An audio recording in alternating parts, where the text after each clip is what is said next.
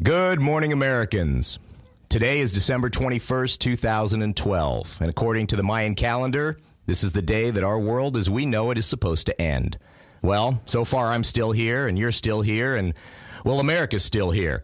But in what condition is America really in? Hollywood has made some very interesting movies about the end of the world caused by earthquakes and floods and alien invasions. Well, America, this is not a trailer for a movie or a promo for a reality TV show. We are not voting anybody off the island today, and I am not competing for $1 million award.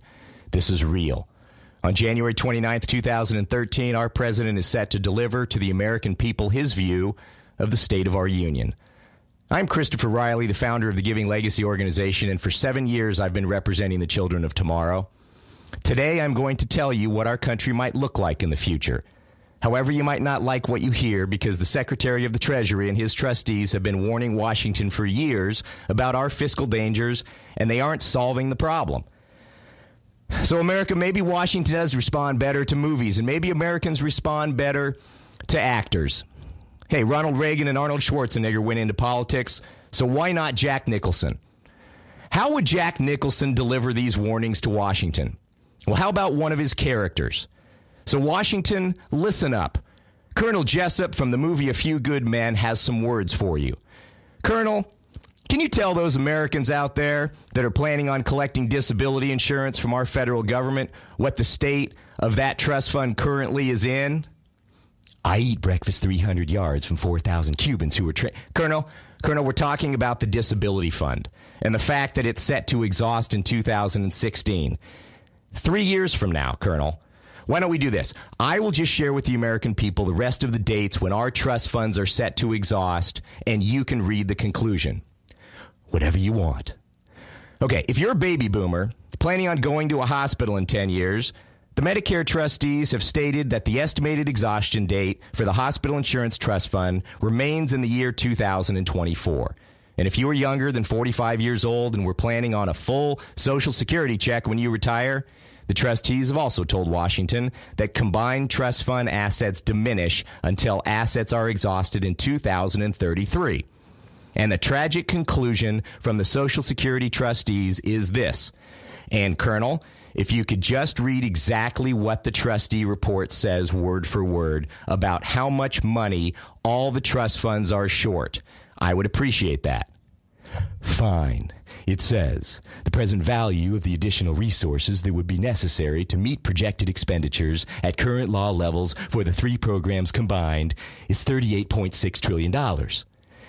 You gotta be kidding me. $38.6 trillion? What kind of unit are you running around here? Colonel, I'm not running any unit, sir, and no, this isn't funny.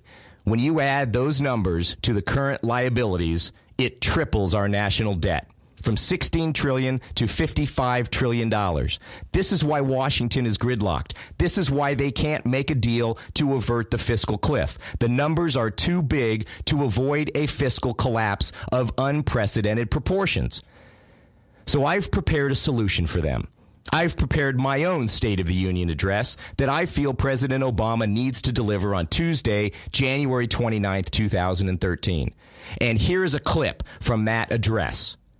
It is my job as your elected commander-in-chief to bring both sides together and wage a war that should have been initiated many years ago, waging a war on our national debt. Colonel Jessup, you said that our country is in danger.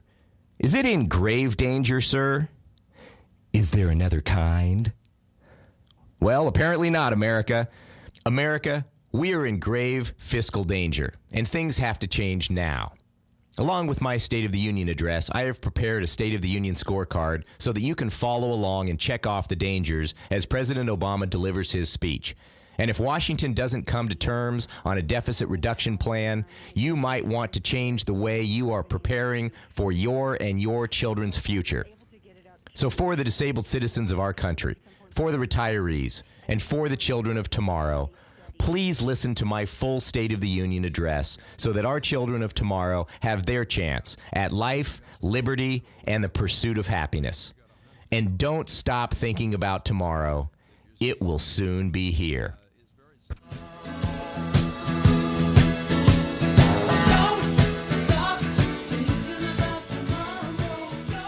resources that would be necessary to keep projected expenditures at current law levels for the three programs combined is $38.6 trillion. You gotta be kidding me. What in the world are you people doing in Washington? What kind of unit are you running around here? For the three programs combined is $38.6 trillion. You gotta be kidding me. Who's keeping the credit cards around here? Follow Chris and Giving Legacy Radio at givinglegacyradio.com. To learn more about the entire Giving Legacy, go to givinglegacy.com and don't stop thinking about tomorrow.